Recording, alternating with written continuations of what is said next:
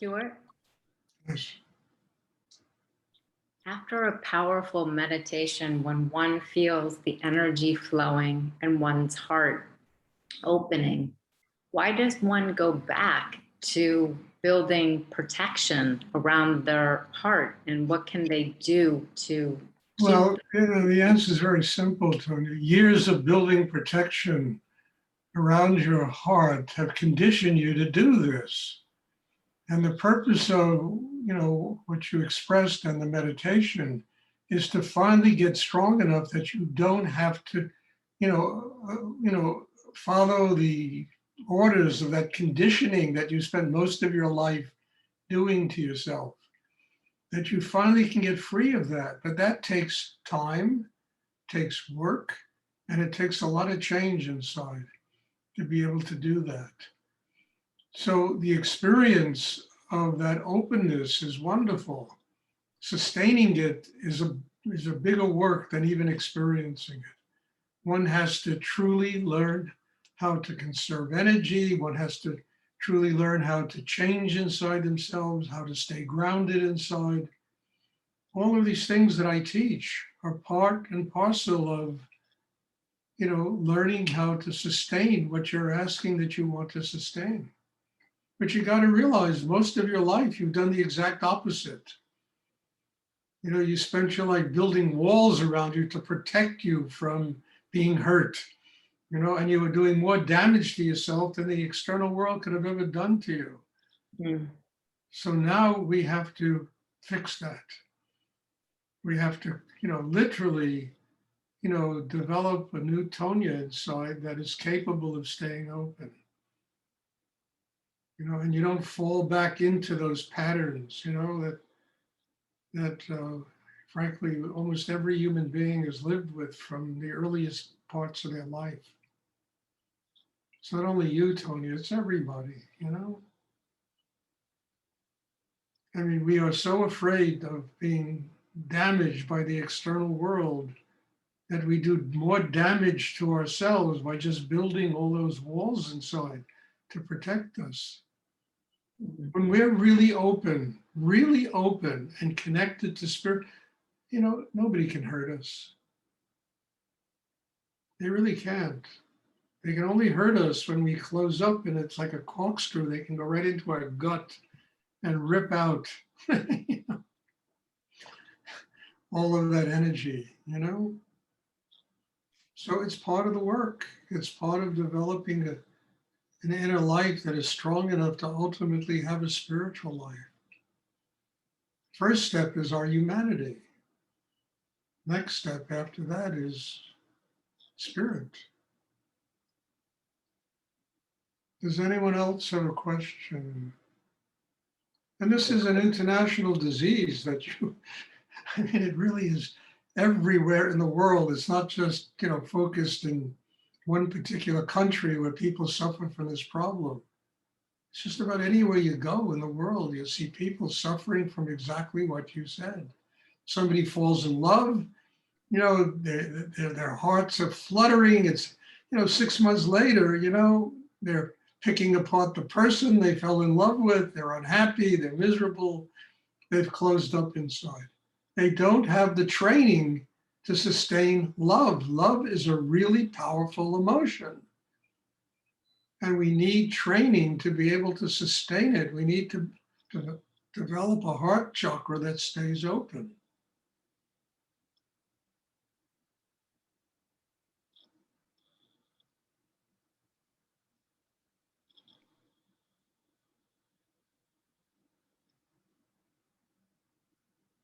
Does anyone else have a question they would like to ask? Sure. Stuart? Yes. When we face situations in our lives that leave us feeling drained or tired, how do we gauge whether to go right into the craft to recharge ourselves or just to rest and let it? Both of them are very positive, Larry. Resting. I mean, look, after 8 hours of working and, an office or whatever you do, you're going to be tired. You're going to be drained. A lot of energy has been expended. You got to rest. It's very positive to rest. You know, maybe before you rest, you can sit down and do the meditation for 20 minutes. That'll open you to receiving some spiritual energy, some Shakti, and then have no feelings that I got to rest. Don't feel guilty that you're going to lie down and rest after spending a whole day working, you know? Very important. Both of those things are essential. You know, we create so much guilt about our lives and what we do. And, you know, I'm resting. So we spend, you know, an hour being guilty about resting. I should be really active and doing it. Meanwhile, we don't have the energy to do it. We got to rest. We're being told, it's like my daughter, she's not well, you know, she has some kind of cough or something. You know, it's not COVID-19, thank God. And I told her, your work now is to rest. That's your job. Just rest. Don't be guilty that you're not doing and doing and do. Rest. Get better. Tomorrow you'll be fine. You know. So I think both of them are the answer. I mean, sometimes I come to this class so tired that how the hell am I going to get through this? And I find by the end of the class, I feel like my energy is the energy of a 20-year-old without all the complications and neurosis that exists in 20-year-olds. You know, so it's all what works for you. You know, I know these classes work for me. They revitalize me. They regenerate my energy. You know, they make it possible for me to be doing what I'm doing at this point of my life. I mean, you know, so I think all of these things are the answers. At the same time, you know, sometimes during that I lie down and take a half hour and just nap or rest without being guilty that I'm not, you know, building empires in that half hour. You know?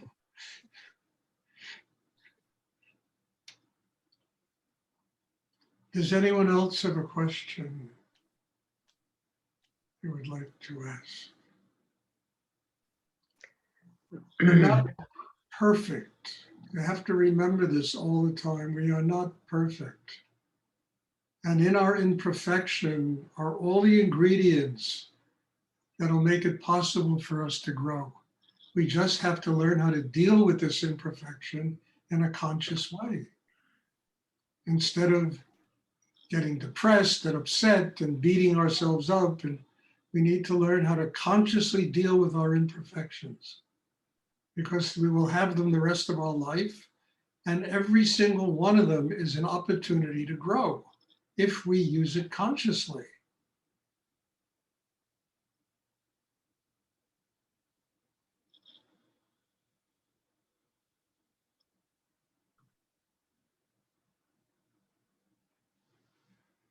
Does anyone else have a question? Stuart, Yes. sure. That's me. In this process, we are doing meditation. Are we doing?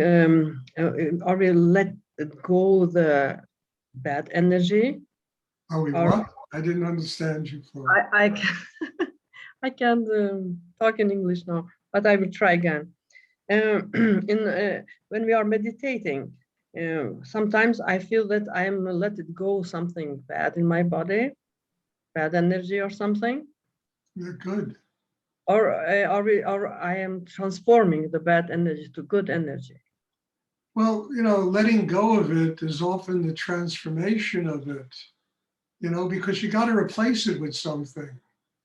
So you let go of that sadness, that depression, that unhappiness, and you let joy just fill your body. There's room now for that love, that joy to really replace the unhappiness inside you. So one thing will replace the other, but first you got to let go of the sadness, of unhappiness, of the depression, because that fills you up. There's no room for anything else. That's how the transformation takes place, the surrender of things that are killing us so that life-giving energies can flow through our system. And I think that is an incredible thing to do, because I think we all want that. We don't want to walk around being heavy all the time, being angry all the time, depressed all the time, being miserable. But it takes our will, it takes our work, the depth of our inner work to release those things. And then there's room for that higher energy to come and replace it. Transformation takes place. Then after, it's like Tonya asked, after then you got to sustain it. Oh my God, look how great I feel. And a half hour later, you feel miserable again because you don't sustain it. You don't do what's necessary to sustain that transformation when it takes place.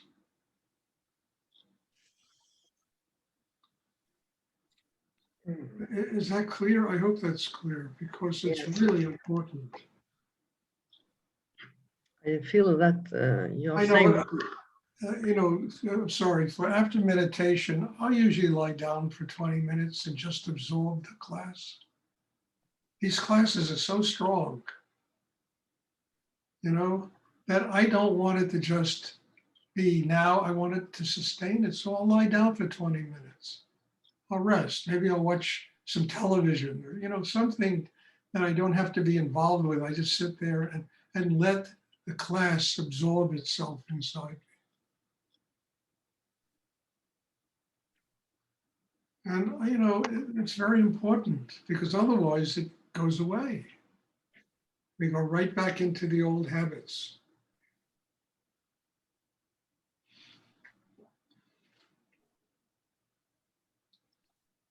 Does anyone else have a question?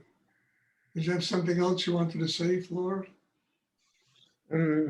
I discussed with my older son yesterday, and he said, you can let it go, anything. You have to accept that, because psychologists said to him. Good. If you The only think way to free yourself and to free your oldest son, have to let go. But he thinks otherwise. He thinks. And he has to grow up too, Yes. But his psychologist, I think, she thinks not the same way as Oh. before. I don't know. Yeah, well, there are a lot of different opinions, but ultimately, you raise a child to free the child, not to control the child the rest of his life. You raise a child to give the child the foundation so they can go off in the world and live their life. Not to live the life that you or I want them to live. I mean, I really learned this living with my daughter for the last year and a half. I mean, watching her become successful in her life, doing things that I never in a million years dreamed she would ever do. And you're really getting successful. I had to let go, completely let go, and give her the freedom of her life. And I thought it would be through meditation, through learning. It was, no, it was a whole different set of experiences that made it possible. And I had to grow up and let go and say, no, Stuart, you cannot impose what you do on even your own child. They have to find their own way. And we all have to be strong enough to allow them to do it. To let them do it. Let them find their way. Trust them that they will find their way. And when they need advice, they will come and ask for it. I mean, to me, this is a very healthy way of raising a child, and it respects another human being's person, who they are, what they are. Our children are different than we are.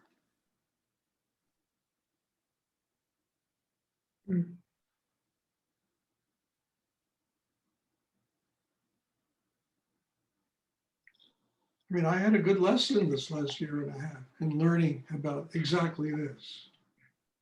It was amazing. And I still get lessons. I'm telling you, I had a few this week that was shocking. But what am I going to do? You have to just be there in case they need you and respect their lives.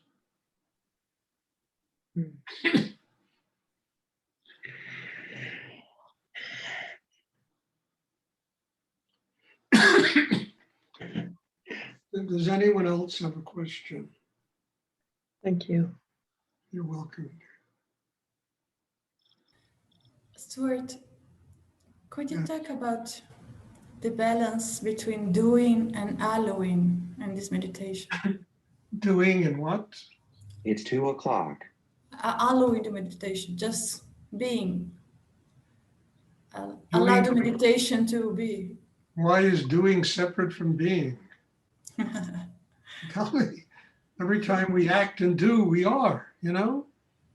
And if we live and do consciously, we are consciously. We are being conscious. You know? There's no separation between those things, Monsieur. You just have to develop an inner life that enables you to act consciously in the world. And every one of your actions determine who you are. Your non-action determines who you are.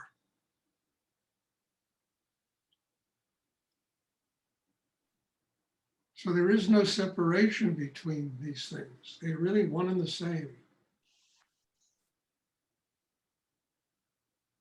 And a lot of times people are afraid to act in the world or do in the world because they've created such fear in themselves and barriers inside them that they're afraid to take a chance in life. So they sequester themselves, they hide out emotionally, mentally, in so many ways, just are protecting themselves against life. Instead of arriving at a place where whatever we do, it's our teacher. And they're always going to be what comes back from one's actions. That's also your teacher. And you can't be afraid to learn about yourself and how you have to live your life. Otherwise, you spend your life, you know, it's like being paralyzed, you know, you can't, you know, one has an almost an impossibility of interacting with the world. We get so fractured inside. Does anyone else have a question? Thank you. You're welcome. Okay, if there are no more questions, then God bless you all. Thank you for being here. I say this at the end of every class, but I really mean it. You know, that I am deeply grateful that we have these classes. They are not only hopefully teaching you, they're also teaching me what I have to do in my life to grow. So, all gratitude. God bless you all. Thank you. There'll be another class on Thursday, and I'm looking forward to seeing everybody. Thank you. Bless you. Thank you.